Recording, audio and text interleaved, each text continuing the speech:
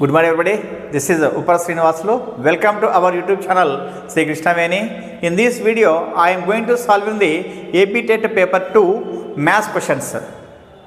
ఈ వీడియోలో మనము AP TET పేపర్ 2కి సంబంధించిన మ్యాథ్స్ క్వశ్చన్స్ని అంటే ప్రీవియస్ ఇయర్లో అడిగినటువంటి మ్యాథ్స్ క్వశ్చన్స్ని ఎక్స్ప్లెయిన్ చేసుకుందాము. ముందుగా ఫస్ట్ ప్రాబ్లం మనము అబ్జర్వ్ చేసామంటే if a comma b comma c are the sides of a scalar triangle such that 20a equals to 15b equal to 12c where a comma b comma c are integers then the least possible area of that triangle in square units అన్నాడు. తెలుగులో observe చేసామంటే ఏ కమా B కమా సిలు పూర్ణ సంఖ్యలు మరియు అవి ఒక సమబాహు త్రిభుజ భుజంలో ఇంకా 20a equals to 15b equal 20c అయితే ఆ త్రిభుజమునకు సాధ్యపడే కనీస వైశాల్యము చదరపు యూనిట్లో అని చెప్పని ఇచ్చాడు. మరి ఏ విధంగా ఉంది ప్రాబ్లం అంటే మనకు అక్కడ ఇచ్చినటువంటి ప్రాబ్లం వచ్చేసి స్కేలర్ ట్రయాంగిల్ అన్నాడు, విషాంబాహు త్రిభుజం అన్నాడు, కానీ ఏరియా ఫైండ్ అవుట్ చేయమన్నాడు. మరి ఏరియాని ఏ విధంగా ఫైండ్ అవుట్ చేయమన్నాడు అంటే సైడ్స్ డైరెక్ట్గా ఇవ్వలే, సైడ్స్ని డైరెక్ట్గా ఇవ్వకుండా సైడ్స్ రిలేషన్ ఇచ్చాడు మనకు. ఏమి మరి సైడ్స్ రిలేషన్ ఏ విధంగా ఇచ్చాడంటే 20a equals to 15b equals to 12c అని చెప్పని ఇచ్చాడు. ఈ విధంగా సైడ్స్ రేషియో ఇవ్వకుండా ఏం చేశాడంటే సైడ్స్ సంబంధించినటువంటి రిలేషన్ ఇచ్చాడు. ఇచ్చి మనకు ట్రయాంగిల్ ఏరియాని ఫైండ్ చేయమంటాడు. మరి ఏ విధంగా చేయొచ్చు మనం అంటే ఈ విధంగా ఇచ్చినప్పుడు సింపుల్గా a:b:c అని చెప్పి రాసుకుంటాను నేను. మరి a:b:c అని చెప్పని ఏ విధంగా రాసుకోవచ్చు అంటే ఇప్పుడు ఏ కావాలంటే మనం ఏం చేయొచ్చు అంటే ఈ బీసీకి సంబంధించినటువంటి ఈ వాల్యూస్ని మల్టిప్లికేషన్ చేయాలి. అంటే ఏ విధంగా 15 × 12 అని చెప్పి తీసుకోవాలి. నెక్స్ట్ బి కావాలన్నప్పుడు ఏం చేయాలి, ఏసీ తీసుకోవాలి, అంటే 20 × 12 అని చెప్పి తీసుకోవాలి. నెక్స్ట్ సి కావాలన్నప్పుడు ఏం చేయాలి, ఏబి తీసుకోవాలి, అంటే 20 × 15 అని చెప్పి తీసుకోవాలి. మరి ఈ విధంగా తీసుకున్నప్పుడు ఏమవుతుందంటే మనకు మూడిట్లో ఒకే నెంబర్తో క్యాన్సిల్ అయితే మనం క్యాన్సిల్ చేసుకోండి, ఒకే సంఖ్యతో క్యాన్సిల్ అయింది అనుకోండి క్యాన్సిల్ చేసుకోవాలి. మరి చూద్దాం, అబ్జర్వ్ చేద్దాం. ఇక్కడ ఏదంటే 4 5తో తీసుకుందాం, 5 3 జా 5 4 జా 5 3 జా. నెక్స్ట్ మరి ఏం చేయొచ్చు అంటే 4తో తీసుకోవచ్చు మనం, 4 3 జా 4 5 జా 4 3 జా తీసుకుంటాం. ఇప్పుడు అన్నింటిలో ఏం చేయొచ్చు 3 3 3 కామన్ ఉంది కాబట్టి 3 3 3 క్యాన్సిల్ చేస్తాం. ఏమొస్తుంది 3:4:5 వస్తుంది మనకు. వెంటనే 3:4:5 అంటే 3 4 5 అంటేనే ఏ ట్రయాంగిల్ ఐడియా వస్తుంది మనకంటే రైట్ యాంగిల్ ట్రయాంగిల్ ఐడియా వస్తుంది మనకు. ఓకే, అంటే మనకు అప్పుడు 3 ఇక్కడ వేసుకోవచ్చు, 4 ఇక్కడ వేయచ్చు, హైపార్ట్నెస్ 5 ఇక్కడ వేసుకోవచ్చు. ఓకే, ఇప్పుడు ఏరియా అంటే మనకు ఫార్ములా ఏం formula, half into base into height. Half into base means 3, height means 4, 2 1 జా 2 2 జా. సో ఎంత వస్తుంది 6² 2 8 అనమాట. మరి ఏ ఆప్షన్ మనకి ఇచ్చిన వాటిలో వచ్చేసి అంటే said option is the right answer అనమాట. అంటే మనకు ట్రయాంగిల్ ఏరియాని ఫైండ్ అవుట్ చేయమన్నాడు, కానీ ట్రయాంగిల్కి సంబంధించినటువంటి సైడ్స్ ఇవ్వకుండా ఏం చేశాడంటే ఆ సైడ్స్ రిలేషన్ ఇచ్చాడు. ఏ విధంగా అంటే 20a equals to 15b equal 12c అంటే ఇక్కడ రేషియోని బేస్ చేసుకొని ఇచ్చాడు. ఈ విధంగా ఈ విధంగా ఏ చాప్టర్లో వస్తాయి ప్రాబ్లమ్స్ మనకంటే రేషియో అండ్ ప్రపోర్షన్ సంబంధించినటువంటి చాప్టర్లో ఈ విధంగా రిలేషన్స్ ఉంటాయన్నమాట. దాన్ని బేస్ చేసుకొని ఈ ప్రాబ్లం ఇచ్చాడు అనమాట. నెక్స్ట్ ప్రాబ్లం అబ్జర్వ్ చేస్తే a cube of 64 cm side is cut into 64 identical cubes then total surface area of smaller cube in square centimetres. తెలుగులో అబ్జర్వ్ చేసామంటే 64 సెంటీమీటర్ల భుజంగా గల సమగణములను 64 సర్వసమాన సమగణాలుగా విభజించిన చిన్న సమగణం సంపూర్ణతల వైశాల్యము అన్నాడు. ఇక్కడ ఏం చేశాడంటే క్యూబ్స్ తీసుకున్నాడు. క్యూబ్ సైడ్ ఎంత ఉందంటే మనకు క్యూబ్ సైడ్ వచ్చేసి ఓన్లీ 64 అని చెప్పని ఇచ్చాడు. ఏది 64 సెంటీమీటర్స్ అని చెప్పని ఇచ్చాడు. అంటే ఏజ్ కూడా ఏం రాసుకోవచ్చు మనము 64 సెంటీమీటర్స్ అని చెప్పి రాసుకోవచ్చు. ఏమన్నాడంటే ఈ 64 సెంటీమీటర్స్ సైడ్ ఉన్నటువంటి క్యూబ్ని ఏం చేశాడంటే 64 ఐడెంటికల్ క్యూబ్స్గా డివైడ్ చేశాడంట, కట్ చేశాడంట. అంటే 64 సెంటీమీటర్ల భుజంగా గల ఒక సమగణాన్ని ఏం చేశాడంటే 64 సర్వసమాన సమగణాలుగా విభజించాడంట. అంటే అర్థం ఏమంటే మనకి ఎప్పుడే కానీ ఒకదాన్ని తీసుకొని ఇంకొక దాన్ని తయారు చేస్తారన్నప్పుడు వెంటనే మనం ఏం ఫైండ్ అవుట్ చేయాలంటే వాల్యూమ్ తీసుకోవాలి, అంటే అది ఘన పరిమాణం తీసుకోవాలని చెప్పి అర్థం. అంటే మనకి ఇప్పుడు ఏం చేస్తానంటే 64 సెంటీమీటర్స్ అటువంటి క్యూబ్ వాల్యూమ్ మనకి అంటే ఇది లార్జర్ అనుకుందాం, నేను ఈ లార్జర్ దాన్ని తీసుకున్నాను. దీని వాల్యూమ్ అంటే మనకి ఏం రాస్తాము ఏ క్యూబ్ అని చెప్పి రాస్తాం. ఇప్పుడు VL equal to A cube means 64 cube అనమాట ఇది. ఇప్పుడు ఈ వాల్యూమ్ వచ్చేసి దేనికి ఈక్వల్ అయిందంటే 64 ఈక్వల్ అంటే ఐడెంటికల్ క్యూబ్స్కి ఈక్వల్ అయిందనమాట. అంటే అర్థమే మనకు అప్పుడు 64 ఇంటూ అంటే ఒకదాన్ని వచ్చేసి స్మాల్ దాన్ని ఏమనుకున్నాం విఎస్ అని చెప్పి అనుకుంటాం వాల్యూమ్ దాన్ని. ఈ వాల్యూమ్ విఎస్ ఒకదాన్ని ఆ ఎన్ని ఉన్నాయి మనకి ఎన్ని తయారు చేశాడు 64 తయారు చేశాడు.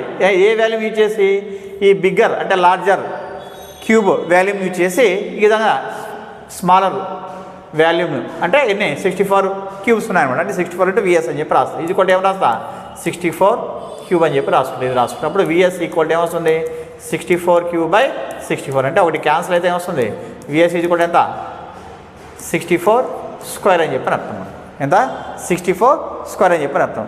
మనకి కావాల్సింది ఏమన్నాడు వాడు సంపూర్ణతల వైశాల్యము అన్నాడు. సంపూర్ణతల వైశాల్యం అంటే మీ టోటల్ సర్ఫేస్ ఏరియా ఏ ఫార్ములా 6a² కావాలి. 6a² కావాలంటే ఏం కావాలి మనకు సైడ్ కావాలి. సైడ్ కావాలన్నప్పుడు ఇక్కడ ఫార్ములా వాల్యూమ్ ఫార్ములా ఏం మనకు a³ కదా.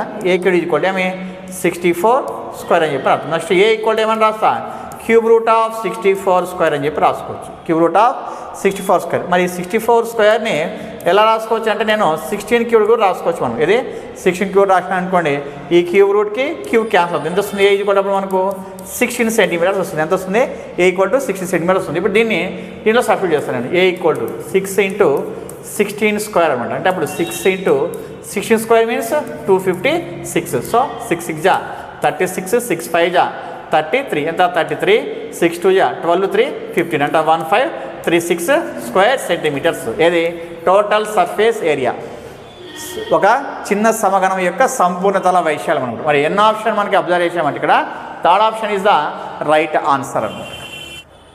నెక్స్ట్ మనం అబ్జర్వ్ చేస్తే how many 2 digit numbers do not contain 7 as a digit. 7 అంకెను కలిగి ఉండని 2 అంకెల సంఖ్యలు ఎన్ని అన్నాడు. 7 అంకెని కలిగి ఉండని 2 అంకెల సంఖ్యలు అంట. How many 2 digit numbers do not contain 7 as a digit అంట. అంటే ఫస్ట్ మనం ఏం చేద్దాము 2 digit నంబర్స్ అని రాసుకుందాం. ఎన్ని ఉంటాయి మనకు 2 digit నంబర్స్ అంటే ఫస్ట్ మనం ఎక్కడ స్టార్ట్ అవుతాయి 2 digit నంబర్స్ 2 digit నంబర్స్ మనకు ఎక్కడ స్టార్ట్ అవుతాయి 10 to 99 అంటే ఎన్ని ఉంటాయి ఇవన్నీ మొత్తము మనకు 90 ఉంటాయి అనమాట. ఎన్ని ఉంటాయి మనకు 2 digit నంబర్స్ 90 ఉంటాయి. నెక్స్ట్ ఏం చేస్తానంటే నేను ఇప్పుడు 7 in 10th ప్లేస్ అనమాట. 7 in 10th ప్లేస్ నంబర్స్ అనమాట. 10th ప్లేస్ నంబర్స్ రాసుకుంటా. ఏమి పదుల స్థానంలో ఉన్నటువంటి 7 ఉన్నటువంటి సంఖ్యలు రాసుకుంటా. మరి 10 స్థానంలో 7 ఉండే సంఖ్యలు ఏవే వస్తాయి మనకంటే 71 72 73 74 75 76 77 78 79 ఈ స్టార్టింగ్ 70 కూడా రాసుకోవచ్చు మనం. ఇక్కడ అన్ని 10 స్థానంలో ఏమున్నాయి ఇవన్నీ కూడా 7 ఉంది కదా. ఇవి ఎన్ని ఉన్నాయి మరి టోటల్గా అంటే ఇవి 10 ఉన్నాయి మనకు. నెక్స్ట్ అట్లే 7 in 1th ప్లేస్ నంబర్స్ అనమాట. 7 in 1th ప్లేస్ నంబర్స్ అంటే 1ల స్థానంలో 7 ఉండే సంఖ్యలు అవి ఏవే వస్తాయి మరి 1ల స్థానంలో 7 ఉండే సంఖ్యలు అన్నప్పుడు మనకు 17 27 37 47 57 67 77 అంటే ఇక్కడ రాసుకున్నాం ఆల్రెడీ కాబట్టి 87 97 రాసుకుంటాం. ఇవి మొత్తం ఎన్ని ఉన్నాయి ఇక్కడ 10s ఇక్కడ ఇవి 7s ఎన్ని ఉన్నాయి ఇక్కడ అంటే ఇవి నెంబర్స్ ఎన్ని ఉన్నాయి 10 ఉన్నాయి అని చెప్పి రాసుకున్నాం. ఇక్కడ మరి ఇవన్నీ ఉన్నాయి ఇప్పుడు 1 2 3 4 5 6 7 8 ఉన్నాయి ఇక్కడ. ఓకే ఏమి రాసిన ఇక్కడ నేను ఫస్ట్ 2 digit నంబర్స్ రాసుకున్నాం. ఎన్ని ఉన్నాయి 2 digit నంబర్స్ అంటే 90 ఉన్నాయి. తర్వాత 7s ఏ ప్లేస్లో 10th ప్లేస్లో 7 అనేటువంటి నంబర్స్ ఎన్ని ఉన్నాయంటే 10 ఉన్నాయి. నెక్స్ట్ 1th ప్లేస్లో 7 అనేటువంటి నంబర్స్ ఎన్ని ఉన్నాయంటే 8 ఉన్నాయి. ఇప్పుడు మనకి 7s లేని ప్లేస్లో అంటే 7s లేని నంబర్స్ అనమాట. 7s లేని నంబర్స్ అంటే ఏం చేస్తాను నేను ఫస్ట్ 90 తీసుకుంటా. ఆ తర్వాత ఏం చేస్తా ఈ రెండింటిని ప్లస్ చేసి మైనస్ చేస్తాను. అంటే మీ 10 ప్లస్ 8 తీసుకుంటా అనమాట. అంటే ఇప్పుడు 90 మైనస్ 18 90 మైనస్ 8 ఎంత వస్తుంది 72. అంటే ఈ 72 నంబర్స్ ఎలా ఉంటాయి మనకంటే 7 అనే అంకెని లేనటువంటి సంఖ్యలు ఎన్ని ఉంటాయి మనకంటే 72 ఉంటాయి అనమాట. అర్థమైందా ఎన్ని ఉంటాయి 72 2 digit numbers do not contain 7 as digit అని చెప్పి అర్థం అనమాట. నెక్స్ట్ మనం అబ్జర్వ్ చేస్తే 13 cubed minus 8 cubed minus 5 cubed ఇది కూడా డాష్ అన్నాడు. ఏమి 13 cubed minus 8 cubed minus 5 cubed అని చెప్పని ఇచ్చాడు. వెంటనే మనము క్యూబ్ వాల్యూస్ వేసుకొని మల్టిప్లికేషన్ వేసుకొని చేరాదు. అబ్జర్వ్ చేయాలి మనం. అబ్జర్వ్ చేస్తే ఇక్కడ ఈ 13కి 8కి 5 రిలేషన్స్ ఏమున్నాయి అని చెప్పంటే 13 వచ్చేసి ఏమి సమ్ ఆఫ్ 8 and 5 కదా. కాబట్టి ఏం చేస్తా instead of 13 I will write 8 + 5 అనమాట. అంటే 13కు బదులుగా ఏం రాసిన 8 + 5 రాసిన క్యూబ్ అట్లే రాసుకుంటే ఇప్పుడు 8 క్యూబ్ మైనస్ 5 క్యూబ్ అని చెప్పి రాసుకుంటాం. ఇది ఏ ఫార్ములా అబ్జర్వ్ చేస్తుంది? ఇది a ప్లస్ బి అనుకుందాం. ఇది a plus B whole cube. ఇదేమవుతుంది అప్పుడు ఇన్స్టెడ్ ఆఫ్ 8 ఏమనుకున్నా a అనుకున్నా కాబట్టి ఏమవుతుంది? ఇది a క్యూబ్ అవుతుంది. ఇది ఏమవుతుంది? b క్యూబ్ అవుతుంది. ఇప్పుడు మన a plus B whole cube formula ఏమనకంటే a cube plus b cube plus 3ab into a plus b. Okay, next మళ్ళీ ఇవేమున్నాయి? Minus a cube minus b cube ఉన్నాయి. ఈ విధంగా రాసుకున్నాం. ఇప్పుడు అబ్జర్వ్ చేస్తే మనకు ఏ క్యూబ్డ్ క్యాన్సిల్ అవుతాయి కదా, లేకపోతే వాటిని రాసుకుని క్యాన్సిల్ చేసుకుందాం మనం.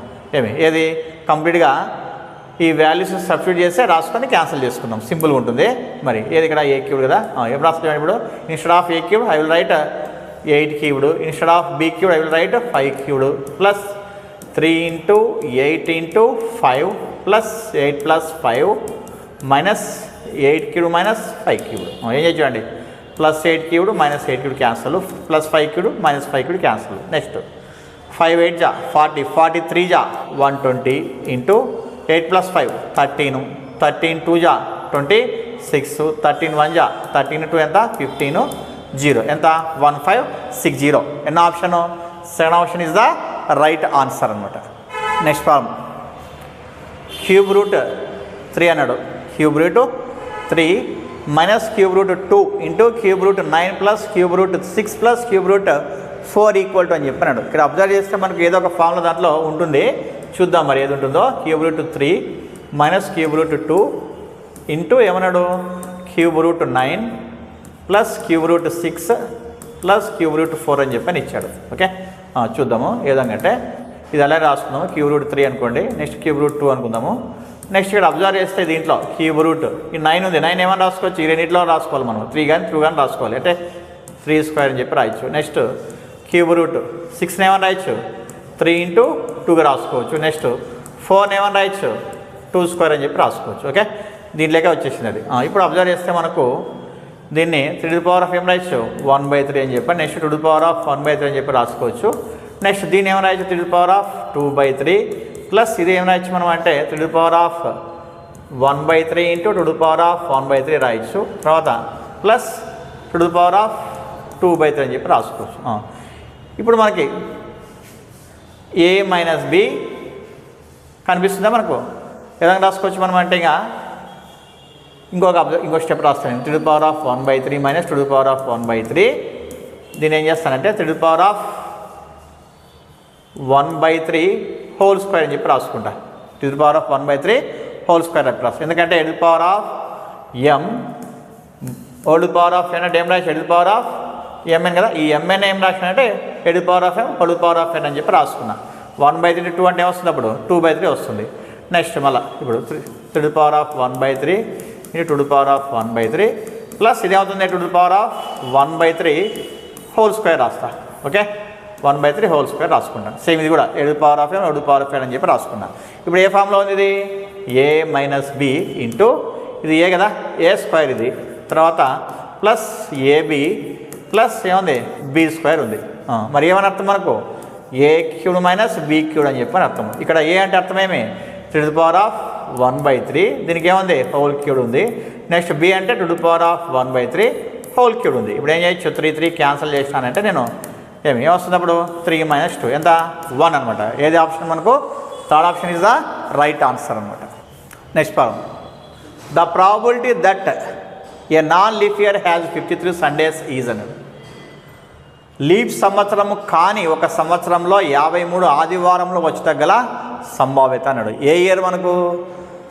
నాన్ లీఫ్ ఇయర్ అన్నాడు. Non leap year means general year అని చెప్పని అర్థం మనకు. అంటే ఏమి మనకు లీఫ్ ఇయర్ కాదన్నాడు, అంటే మీ సాధారణ సంవత్సరం అని చెప్పి అర్థం. మరి జనరల్ ఇయర్కి మనకి ఎన్ని డేస్ ఉంటాయి మనకు అంటే 365 డేస్ ఉంటాయి మనకు. మరి 365 డేస్ అంటే అర్థమేమి 52 వీక్స్ ప్లస్ 1 ఎక్స్ట్రా డే ఉంటుంది అనమాట. 52 వారాలు ఒక అదనపు రోజు ఉంటుంది. మరి 52 వీక్స్కి ఎన్ని సండేస్ ఉంటాయి మనకు? 52 సండేస్ ఉంటాయి మనకు. ఇప్పుడు మనకి 1 ఎక్స్ట్రా డేకి సంబంధించి ఏమవుతుంది మనకు అని అంటే 1 ఎక్స్ట్రా డేకి సండేస్ ఎన్ని వస్తాయని చెప్పి అడుగుతున్నాడు. అంటే యాక్చువల్ 1 ఎక్స్ట్రా డేకి పాసిబిలిటీ ఏ డేస్ ఉంటాయి మనకంటే అన్నీ చెప్పుకోవచ్చు మనం. ఏది Sunday, Monday, Tuesday, Wednesday, Thursday, తర్వాత ఫ్రైడే, సాటర్డే కూడా చెప్పుకోవచ్చు.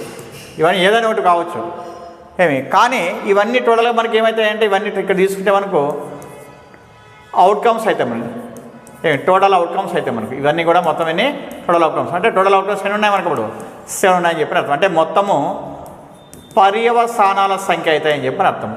మరి ఈ 7 డేస్లో సండే కావాలనుకునేటువంటి పాసిబిలిటీ ఎంత ఉంది మనకి అంటే ఒకటే ఉంది. కాబట్టి దాన్ని ఏమంటాం మనం అంటే ఫేవరబుల్ అవుట్కమ్స్ అంటాం అనమాట. ఇది ఫేవరబుల్ అవుట్కమ్స్ అనమాట. ఎంత ఒకటే అనమాట. అంటే మీ అనుకూల పర్యవసానాల సంఖ్య అని చెప్పని అర్థం మనకు. ఇప్పుడు మనకు ప్రాబిలిటీ ఫార్ములా ఏం మనకు P of equal to favourable outcomes by total outcomes అనమాట. అంటే మరి అది అనుకూల పర్యవసానాల సంఖ్య బై మొత్తం పర్యవసానాల సంఖ్య అని చెప్పి అర్థం. అంటే ఏం చేస్తాం ఇప్పుడు 1/7 అని చెప్పి వేసుకోవచ్చు అనమాట. సో ఎన్న ఆప్షన్ మనకు 4th option is the right answer అనమాట. నెక్స్ట్ ప్రాబ్లం అబ్జర్వేషన్ అంటే the mean of 10 observations is 16.3 by an error 1 observation was noted as 32 instead of 23 then the correct mean is 10 అంశంల సగటు 16.3 ఒక అంశం విలువ 23కి బదులు 32 అని తప్పుగా నమోదు చేయబడిన సరి అయిన సగటు అన్నాడు.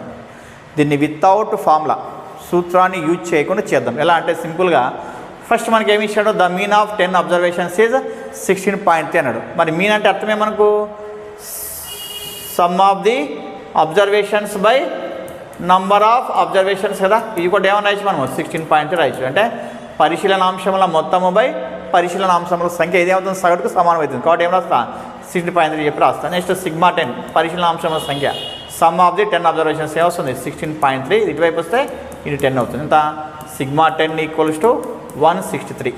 ఓకే ఇప్పుడు ఈ సిగ్మా 10లోనే ఈ 10 పరిశీలనాంశములలోనే ఏమైందంట ఒక విలువ 23కి బదులు 32 ఒక అంశం విలువ 23కి బదులు ఏమైందంట 23కి బదులు ఏమైంది 32 అని చెప్పి రాసి ఇన్స్టెడ్ ఆఫ్ 23 నోటెడ్ యాజ్ 32 అనమాట. అంటే 23కి బదులు 32 రాసినాడు. అంటే ఎక్కువ రాసినారా తక్కువ రాసినారా ఎక్కువ రాసినారు. 23 రాయాల్సింది 32 రాసినాడు. ఎంత ఎక్కువ రాసినాడు మైనస్ చేస్తే మనకు తెలుస్తుంది. 9 ఎక్కువ రాసినాడు. కాబట్టి ఇప్పుడు మనము సరి అయిన సగటు కరెక్ట్ మీన్ అంటే ఏం చేయాలి మనము దీంట్లో మైనస్ చేయాలి అంతే కదా. అది మైనస్ చేస్తే ఏమవుతుంది రైట్ అవుతుంది. అంటే ఎంత ఉంటుంది అప్పుడు 23నే ఉంటుంది దాంట్లో. అప్పుడు ఏమవుతుంది ఇది 154 అవుతుంది. ఇప్పుడు దీనికి కరెక్ట్ మీన్ అన్నాడు. మళ్ళీ మీన్ అంటే అర్థమేమనుకో సిగ్మా 10/10 అంటే ఏమొస్తుంది 154/10 అంటే ఏమొస్తుంది అప్పుడు 15.4 అనమాట. అంతే ఎన్న ఆప్షన్ మనకు second option is the right answer అనమాట. నెక్స్ట్ మనం అబ్జర్వ్ చేస్తే the area of the triangle whose vertices are A,B+C అంట. A,B+C అంట. నెక్స్ట్ ఇంకోటి వచ్చేసి A,B-C అంట. ఇంకొకటి వచ్చేసి -A,C అంట. వీటికి త్రిభుజ వైశాల్యం ఫైండ్ అవుట్ చేయమని చెప్పని ఇచ్చాడు. మరి ఏం ఫార్ములా మనకు అంటే తెలిసిందే మనకు ఏది delta equals to half into models of x1 into y2 minus y3 plus x2 into y3 minus y1 plus x3 into y1 minus y2 అని చెప్పని తెలుసు అనమాట. ఇప్పుడు దీంట్లో మనకు ఇది x1 y1 ఇది x2 y2 ఇది x3 y3 అని చెప్పని మనం రాసుకున్నామంటే ఇప్పుడు half models x1 means a. Next y2 minus y3 అన్నాడు. y2 మైనస్ y3 y2 ఏముంది B-C ఉంది. తర్వాత y3 వచ్చేసి -C ఉంది. y3 వచ్చేసి ఎంత ఉంది -C ఉంది. Okay next x2 means a. ఆ తర్వాత y3 minus y1 means C minus y1 means B+C అంటే సింబల్ చేంజ్ అవుతాయి -B -C అని చెప్పి రాసుకోవాలి. Next x3 means -A y1 minus y1 means B+C minus y2 means B-C అన్నాడు. కాబట్టి ఏమవుతుంది -B+C అవుతుంది. సింబల్స్ చేంజ్ అవుతాయి కాబట్టి అలా రాసుకుంటాం మనం. ఇప్పుడు మనం రాసుకున్నామంటే ఏ అని చెప్పని ఇదేమొస్తుంది B-2C అవుతుంది. తర్వాత A ప్లస్ సికి మైనస్ సి క్యాన్సిల్ అవుతుంది, ఏమొస్తుంది మైనస్ బి వస్తుంది. Next plus into minus A అంటే ఏమవుతుంది మైనస్ ఏ అని చెప్పి రాసుకోవచ్చు. ఇక్కడ మనం ఇది మైనస్ ఏ అని చెప్పి రాసుకున్నాను అనుకో. ఇప్పుడు ఈ లోపల ప్లస్ బికి మైనస్ బి క్యాన్సిల్ ఎంత వస్తుంది 2c వస్తుంది. ఓకే, అన్నిట్లో ఏం కామన్ ఉంది ఏ కామన్ ఉంది కాబట్టి ఏం చేస్తానంటే ఆఫ్ మాడ్యులస్ ఏ కామన్ తీసాను అనుకో ఏమైనా బి మైనస్ 2c తర్వాత ఏ కామన్ ప్లస్ ఇది మైనస్ ఏమి మైనస్ బి అవుతుంది. ఇక్కడ ఏమవుతుంది మైనస్ 2c వస్తుంది ఇది. ఓకే, నెక్స్ట్ ఇప్పుడు plus B minus B cancel అవుతుంది. Of modulus A minus 2c ఎంత మైనస్ 4c ఎంత మనకు మైనస్ 4c అనమాట. మరి మైనస్ 4c అంటే ఇప్పుడు ఇది మైనస్ ఉంది, ఇక్కడ మాడ్యులస్ ఉంది కాబట్టి ఈ మైనస్ మనం తీసేయచ్చు. అంటే ఏం రాయొచ్చు హాఫ్ ఇంటూ 4ac అని చెప్పి రాయొచ్చు. అంటే 2 1 జా 2 2 జా ఎంత వస్తుంది 2ac వస్తుంది ఆన్సర్. ఎంత 2ac. ఎన్ని ఆప్షన్ మనకంటే first option is the right answer. ఇది డైరెక్ట్ ప్రాబ్లమే, ఏదంటే మనకు కోఆర్డినేట్ జియోమెట్రీ నుంచి వచ్చినటువంటి ప్రాబ్లం ఇది. నెక్స్ట్ ప్రాబ్లం అబ్జర్వ్ చేస్తే A 2, 2 B -4, C 5, -8 are the vertices of a triangle, then the length of the median through C is. ఈ శీర్షాలు ఇచ్చి ఏమన్నాడంటే సి నుండి గీయబడిన మధ్యగత రేఖ అన్నాడు. మరి ట్రయాంగిల్ మనం ఫామ్ చేసుకున్నామంటే ఎలా ఫామ్ చేసుకుంటాం చూడండి. ఈ విధంగా మనం ట్రయాంగిల్ వేసుకున్నామంటే ఏ వచ్చేసి 2, 2 అన్నాడు. నెక్స్ట్ బి వచ్చేసి -4, -4 అన్నాడు. నెక్స్ట్ సి వచ్చేసి 5, -8 అని చెప్పి అన్నాడు. ఇప్పుడు మనకి సి నుంచి ఇక్కడ నుంచి సి నుంచి మధ్యగత రేఖ ఇక్కడికి అనమాట. ఇది డి అనుకో, ఈ సిడి ఈజ్ మీడియన్ అనమాట. ఈ మీడియన్ లెంత్ ఎంత అని చెప్పి అడుగుతున్నాడు. మరి what is the definition of median? The line which is draw from vertex to mid point of it's opposite side is called median. మనకి మధ్యగత రేఖ అంటే అర్థం ఏమంటే ఒక శీర్షం నుండి దాని ఎదుటి భుజం యొక్క మధ్య బిందువు గీయబడిన రేఖను ఏమంటాం మనం అంటే మధ్యగత రేఖ అని చెప్పి అంటాం అనమాట. అంటే ఇది మిడ్ పాయింట్ ఉందని చెప్పని అర్థం, అంటే మధ్య బిందువు అని చెప్పని అర్థం. కాబట్టి ఫస్ట్ డీని ఏం చేయాలి మనము ఫార్ములా వేసుకుని మనం ఫైండ్ చేయాలి. ఏది mid వాల్యూకి x1 + x2/2, y1 + y2/2. ఇక్కడ ఏవి తీసుకోవాలి మనము ఏ బి మాత్రం తీసుకోవాలి. ఏబి తీసుకున్నామంటే ఇది x1 y1 అనుకుంటే ఇది x2 y2 అనుకుంటే ఏం చేయొచ్చు 2 -4/2, 2 -4/2 వస్తుంది. ఎంత వస్తుంది అప్పుడు -2/2, -2/2 అంటే ఎంత -1, -1. ఇది డి మనకు. ఓకే, డి వచ్చింది.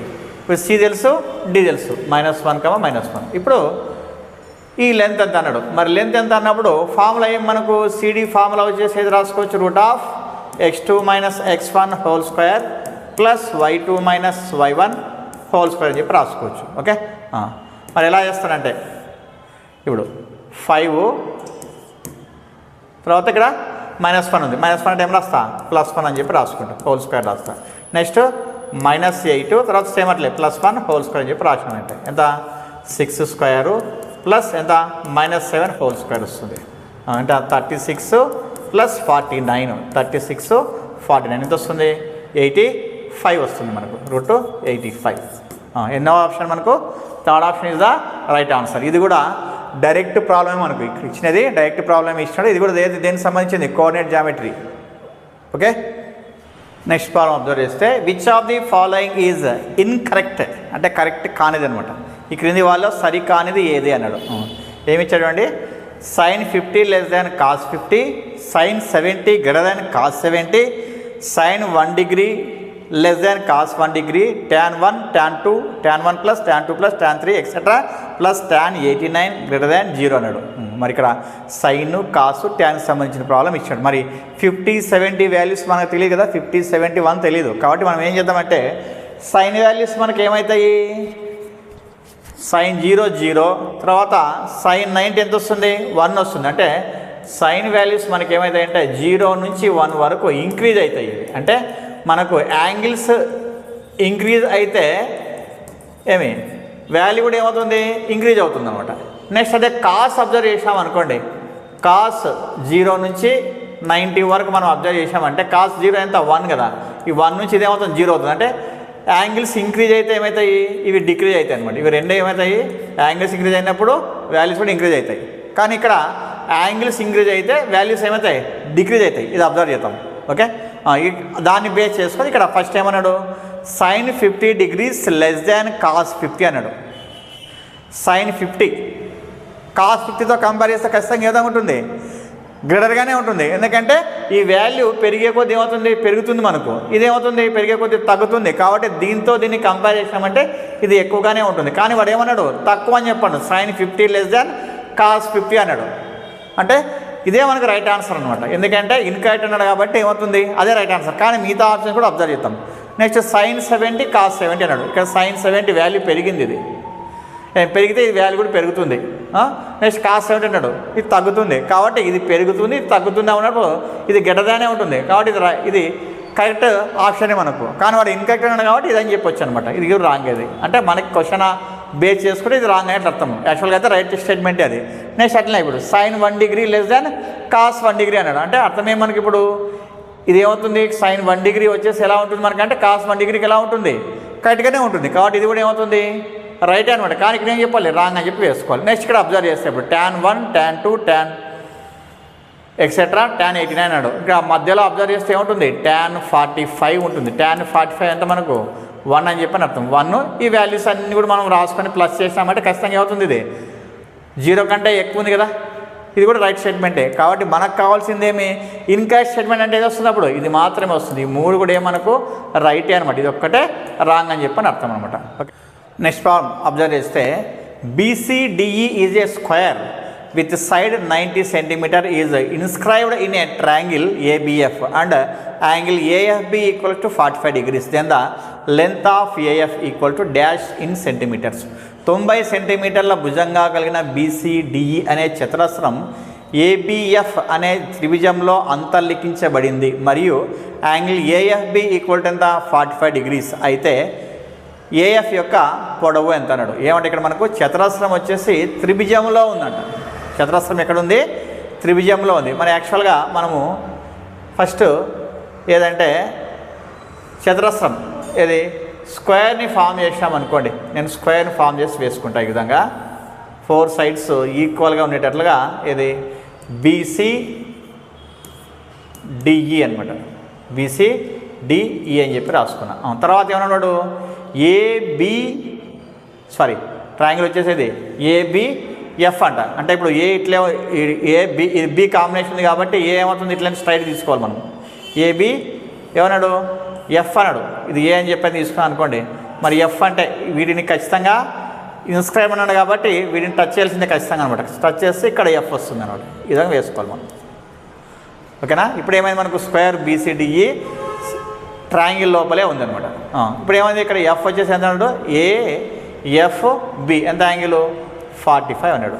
ఇది 45 యాంగిల్ అనమాట. ఇది 45 యాంగిల్ అయితే AF ఈ లెంత్, AF లెంత్ ఎంత అని చెప్పి అడుగుతున్నాడు. మరి AF లెంత్ కావాలన్నప్పుడు ఈ మన స్క్వేర్లో యాంగిల్స్ ఎంత ఉంటాయి, ఎంత అన్నీ కూడా మనకంటే వర్సెస్ దగ్గర 90 degrees అని చెప్పి తెలుసు. ఓకే, ఇప్పుడు ఇది ఏమైనా టోటల్ తీసుకున్నామంటే ABF is a right angle triangle అనమాట. అంటే మనకు ABF వచ్చేసి లంబకోణ త్రిభుజం కదా. మరి ఇప్పుడు లంబకోణ త్రిభుజంలో మనకి ఈ మొత్తం పైన ABF తీసుకున్నామంటే ఇక్కడ యాంగిల్ 45 ఉంది. 45 ఉంది. ఈ BC ఎంత ఇచ్చినాడు మనకు 90 అని చెప్పని ఇచ్చాడు. మనకి AF డయాగ్నల్ కావాలి. ఈ డయాగ్నల్ కావాలన్నప్పుడు మన అకార్డింగ్ టు ట్రిగ్నామెట్రీ, మన ట్రిగ్నామెట్రీని బేస్ చేసుకున్నాం అనుకోండి, ఏదో ఒక సైడ్ కావాలి మనకు ఖచ్చితంగా. ఏదో ఒక సైడ్ కావాలన్నప్పుడు ఈ BC సైడ్ కొద్ది తెలుసు మనకు. ఇది కూడా చేసుకోవచ్చు, ఇదైనా తీసుకోవచ్చు, ఇదే తీసుకుంటాను. ఇది తీసుకున్నాను అనుకోండి, ఇది ఏమవుతుంది మనకు, ఇప్పుడు ఈ యాంగిల్కి ఇది అడ్జసెంట్ సైడ్ అవుతుంది. ఇది అడ్జసెంట్ సైడ్ మనకి. మరి అడ్జసెంట్ సైడ్కి తర్వాత అంటే ఈ అడ్జసెంట్ సైడ్లోనే మనకు వాల్యూ కావాలి. ఇప్పుడు ఏం కావాలి, ఇక్కడ CF కావాలి. ఈ CF వాల్యూని మనము ఎలా ఫైండ్ అవుట్ చేయాలనేది అబ్జర్వ్ చేయాలి మనం. మరి CF వాల్యూని ఎలా ఫైండ్ అవుట్ చేయాలన్నప్పుడు ఇక్కడ 90 అన్నప్పుడు ఇదేమవుతుంది, ఇది కూడా 90 అవుతుంది. ఇది 90 అన్నప్పుడు ఈ CDF కదా ట్రయాంగిల్, ఈ CDF ట్రయాంగిల్ తీసుకుంటే మనం ఇది CDF ట్రయాంగిల్. ఈ CDF ట్రయాంగిల్లో ఆపోజిట్ సైడ్ తెలుసు మనకి. ఇది ఆపోజిట్ సైడ్ తెలుసు మనకి. ఏం కావాలి, అడ్జసెంట్ సైడ్ కావాలి. ఎదుటి భుజం తెలుసు, ఆసన్న భుజం కావాలి. మరి ఎదుటి భుజానికి ఆసన్న భుజానికి సంబంధించినటువంటి ఫార్ములా ఏముంటుంది మనకు అని అంటే ఏది తీసుకోవాలి, tan 45 అనమాట. tan 45 ఈక్వల్ ఏం రాస్తా, సిడి బై సిఎఫ్ అనమాట. tan 45 1 సిడి ఎంత 90 బై సిఎఫ్ ఈక్వల్ ఎంత వస్తుంది 90 వస్తుంది కదా, ఎంత వస్తుంది 90 వస్తుంది. సో ఇప్పుడు మొత్తం తెలుసు మనకు బిఎఫ్ తెలుసు. బిఎఫ్ ఎంత అయింది అప్పుడు 90 ప్లస్ 90 ఎంత 180 అని చెప్పని అర్థం మనకు. ఓకే, ఇది బిఎఫ్ మనకు. మనకి ఇప్పుడు ఏం కావాలి ఏఎఫ్ కావాలి. బిఎఫ్ ఏమవుతుంది మనకు అడ్జసెంట్ సైడ్ కదా, ఇది ఆసన్న భుజమైంది. ఇప్పుడు అది హైపోటెనస్ కర్ణం కావాలి. మరి ఆసన్న భుజానికి కర్ణానికి సంబంధించింది అంటే మీ అడ్జసెంట్ సైడ్కి హైపోటెనస్ సంబంధించింది అంటే ఏం చెప్తాము cos 45 అని చెప్పి రాస్తా. cos 45 ఈక్వల్ టు ఏం రాస్తా బిఎఫ్ బై ఏఎఫ్ అనమాట. cos 45 మనకు cos 45 value is 1/√2. Next BF is 180 by AF అనమాట. తర్వాత ఇప్పుడు ఏఎఫ్ ఇటువైపు వెళ్తే క్రాస్ మల్టిప్లికేషన్ చేస్తే ఇది ఇటువైపు వస్తుంది అంటే 180√2 వస్తుంది అనమాట. ఓకే, మరి 180√2 ఎన్న ఆప్షన్ మనకి ఇక్కడ ఇచ్చిన వాటిలో ఉంటుంది. 4th option is the right answer అనమాట. ఇది ఎలా ఉందంటే మనకు జామెట్రీ బేస్ చేసుకుని ట్రిగ్నామెట్రీతో లింకప్ అయి ఉంది ప్రాబ్లం ఇది. నెక్స్ట్ ప్రాబ్లం అబ్జర్వ్ చేస్తే if 19, x, y and 7 are in AP then x² + y² - 2x5 అన్నాడు. 19 x, y మరియు 7 లంక శ్రేణిలో ఉంటే x² + y² - 2x5 అన్నాడు. అంటే ఏమేమి ఇచ్చాడు మనకి ఇక్కడ 19 x, y తర్వాత 7 ఇవన్నీ దేంట్లో ఉన్నాయంట ఏపీలో ఉంటే ఈ వాల్యూ అంటాడు. ఈ వాల్యూ అంటే అర్థమేమిది x² + y² - 2x5 అంటే అర్థమేమి x - y హోల్² అని చెప్పని అర్థం మనకు. మరి ఏదో ఫైండ్ అవుట్ చేస్తాం మనకు అంటే ఈ ఏపీ అన్నాడు కాబట్టి మనం కామన్ డిఫరెన్స్ తీసుకోవాలి, లేదంటే టర్మ్స్ ఫైండ్ అవుట్ చేసుకోవాలి మనం. ఇక్కడ అంటే x and y terms find out చేసుకోవాలి. మరి టర్మ్స్ ఫైండ్ అవుట్ చేయాలంటే ఎన్నో టర్మ్ ఇది 1 2 3 4 4th టర్మ్ కదా, అంటే 4th టర్మ్ వచ్చేసి ఎంత 7కి ఈక్వల్. మరి 4th టర్మ్ ఎలా రాసుకోవచ్చు మనము a + 3d అని చెప్పి రాసుకోవచ్చు. 7 ఇక్కడ a అంటే ఎంత 19 + 3d equal to 7. 3d equal to 7 - 19. 3d equals to -12. 3 1 జా 3 4 జా. సో d ఈక్వల్ ఎంత -4 వచ్చింది. d -4 వచ్చినప్పుడు మనకి ఏం కావాలి ఇక్కడ x y వాల్యూస్ కావాలి కదా. x అంటే a2 అది. a2 అంటే ఏమర్థం మనకు a2 వచ్చేసేమి x కదా, అంటే x ఈక్వల్ టు a2 అని చెప్పి రాసుకున్నాను అనుకోండి. a2 అంటే ఏం రాస్తా a + d చెప్పి రాస్తా, a + d అని చెప్పి రాసుకుంటా. a మీన్స్ 19, d అంటే ఎంత -4 కదా, కాబట్టి -4 ఎంత వస్తుంది 15 అనమాట. అంటే x వచ్చేసి ఎంత 15. నెక్స్ట్ y వచ్చేసి మనకు a3 కదా, a3 అంటే ఏం రాస్తా a2 + d అని చెప్పి రాసుకుంటా. y equal to a2 means ఎంత a2 15 వచ్చింది. నెక్స్ట్ d వచ్చేసేమి -4 కదా, d వచ్చేసి ఎంత -4.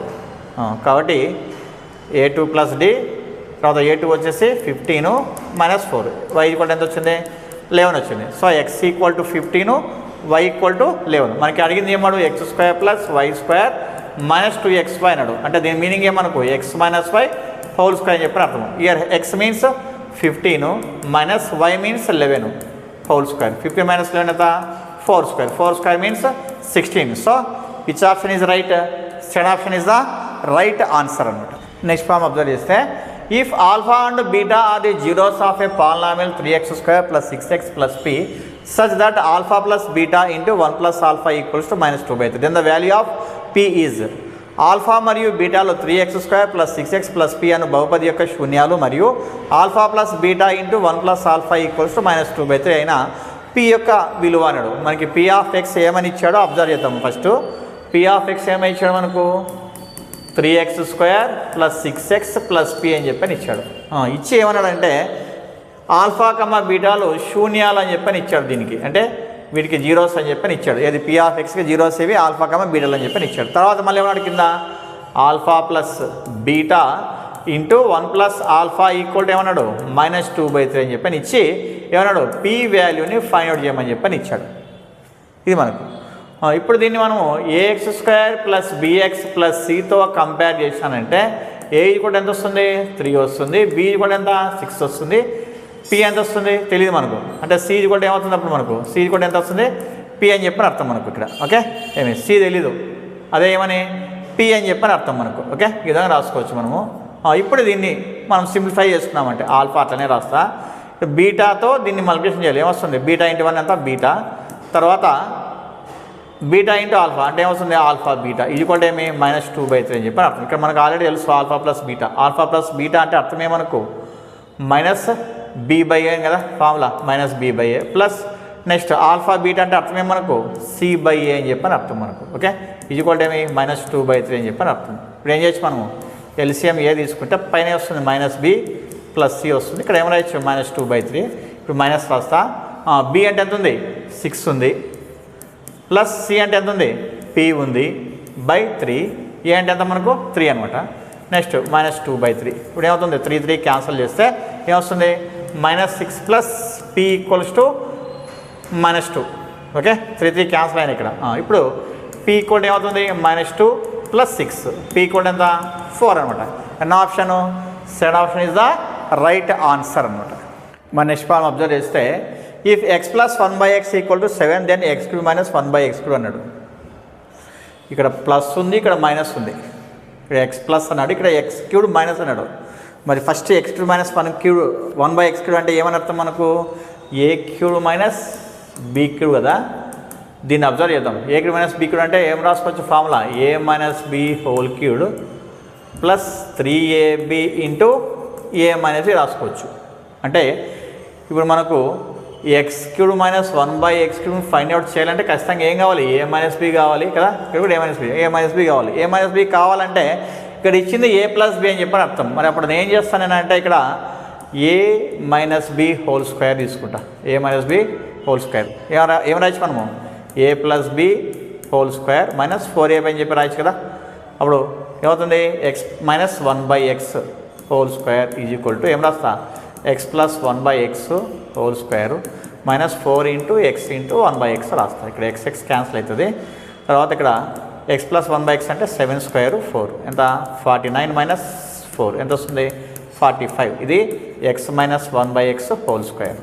నెక్స్ట్ x - 1/x అంటే ఏమొస్తుంది √45. √45 అంటే +or -√45 అంటే దీన్ని ఏమన్నా రాయొచ్చు మళ్ళీ +or -9 × 5 రాసుకోవచ్చు. 9 × 5 అంటే +or -3√5 అని చెప్పి రాసుకోవచ్చు. ఇది x - 1/x = ఏమొచ్చింది మనకు +or -3√5 అని చెప్పి వచ్చింది. ఇలానే పెట్టుకుందాము. ఇప్పుడు దీనిలో సబ్స్టిట్యూట్ చేస్తున్నాము. దీనిలో సబ్స్టిట్యూట్ చేసుకోవాలంటే ఇప్పుడు ఏం రాస్తాం a³ - b³ అంటే x³ - 1/x³ = ఏమన్నా రాయొచ్చు x - 1/x³ దీన్ని బేస్ చేసుకొని రాస్తా. +3 × x × 1/x × x - 1/x అనమాట. ఓకే, ఇప్పుడు x - 1/x ఎంత వచ్చింది మనకు +or -3√5². ఓకే, ఏమి నెక్స్ట్ ప్లస్ క్యాన్సిల్ అవుతుంది 3. నెక్స్ట్ x - 1/x అంటే ఏమవుతుంది మళ్ళీ +or -3√5. ఇది ఇక్కడ అబ్జర్వ్ చేస్తే మనకు 3³ అంటే ఎంత వస్తుంది 27 వస్తుంది. ఇప్పుడు √5లో 3 ఉన్నాయి మనకు. 3 ఉన్నప్పుడు ఒక స్క్వేర్కి రూట్ క్యాన్సిల్ అవుతుంది అంతే కదా. అంటే ఇప్పుడు √5లో మనకి ఏమి √5³ అంటే ఏం రాయొచ్చు మనము √5² × √5 అని చెప్పి రాసుకోవచ్చు కదా. అప్పుడు ఏమవుతుంది ఇది క్యాన్సిల్ అయితే ఏమవుతుంది 5√5 మిగులుతుంది. కాబట్టి 27 × ఏం రాస్తా 5√5. నెక్స్ట్ +or -3 × 9√5 అని చెప్పి రాసుకుంటా. ఇప్పుడు 27 × 5 అంటే 5 7 = 35, 5 2 = 10, 3 ఎంత 135 +or -√5 + 9√5. నెక్స్ట్ ఇప్పుడు 135 9 ఎంత +or -144√5 అనమాట. ఇది మనకు ఆన్సర్. మనకు ఇది x³ - 1/x³ అనమాట.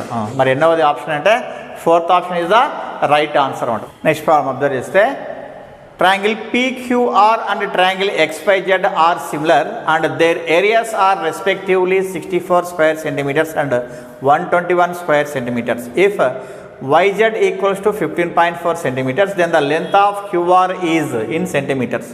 ట్రయాంగిల్ PQR మరియు ట్రయాంగిల్ XYZ రెండు స్వరూప త్రిభుజాలు మరియు వాని వైశాల్యములు వరుసగా 64 స్క్వేర్ సెంటీమీటర్స్ మరియు 121 స్క్వేర్ సెంటీమీటర్స్. YZ = 15.4 సెంటీమీటర్స్ అయిన QR కొలత ఎంత అన్నాడు.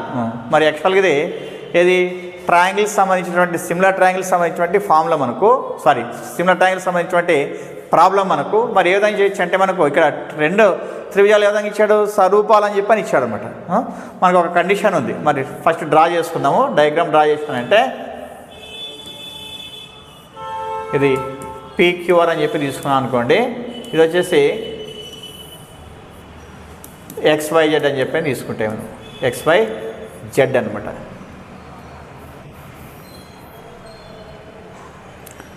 XYZ అని చెప్పి తీసుకున్నానంటే దీని ఏరియా వచ్చేసి ఎంత 64 అన్నాడు, దీని ఏరియా వచ్చేసి 121 అన్నాడు. ఓకే, తర్వాత YZ వాల్యూ ఇచ్చినాడు, ఎంత ఇచ్చినాడు 15.4 ఇచ్చినాడు. ఇచ్చి ఏమన్నాడు QR ఇక్కడ ఇది ఫైండ్ అవుట్ చేయమన్నాడు. మనకి ఒక ఫార్ములా ఉంది ఏ విధంగా అంటే if two triangles are similar, then ratio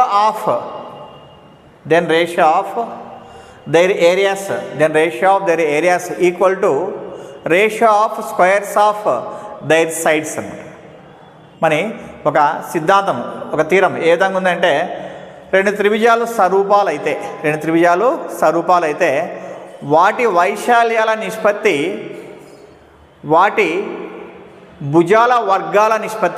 వాటి భుజాల వర్గాల నిష్పత్తికి సమానం అని చెప్పని ఉందన్నమాట. అంటే ఏ విధంగా రాస్తాం మనం ఇప్పుడు అంటే area of triangle PQR by area of triangle XYZ అనమాట ఈక్వల్స్ టు ఏమని రాయొచ్చు, వీటి సైడ్స్ ఒకటే తీసుకుందాం. ఇది QR YZ కాబట్టి ఈ రెండు సిమిలర్ కదా మనకి ఇక్కడ, అంటే ఈ రెండు కరస్పాండింగ్ సైడ్స్ అయితే అనమాట, అంటే అనురూప భుజాలు అవుతాయి. కాబట్టి ఏం రాస్తాను ఇప్పుడు వీటి వర్గాల నిష్పత్తికే, అంటే మీ QR స్క్వేర్ బై ఏం రాయొచ్చు YZ స్క్వేర్ అనమాట.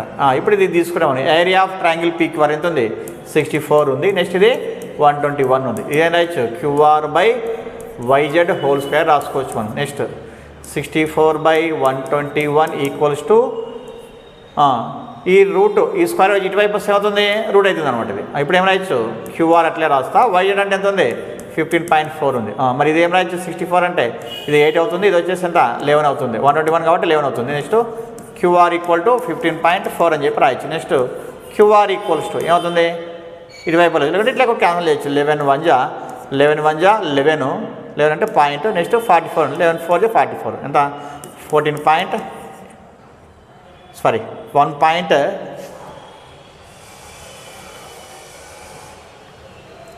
1.4 ఇంటూ 8 అనమాట.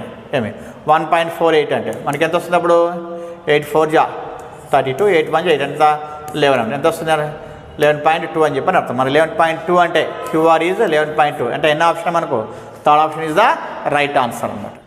నెక్స్ట్ ప్రాబ్లం అబ్జర్వ్ చేస్తే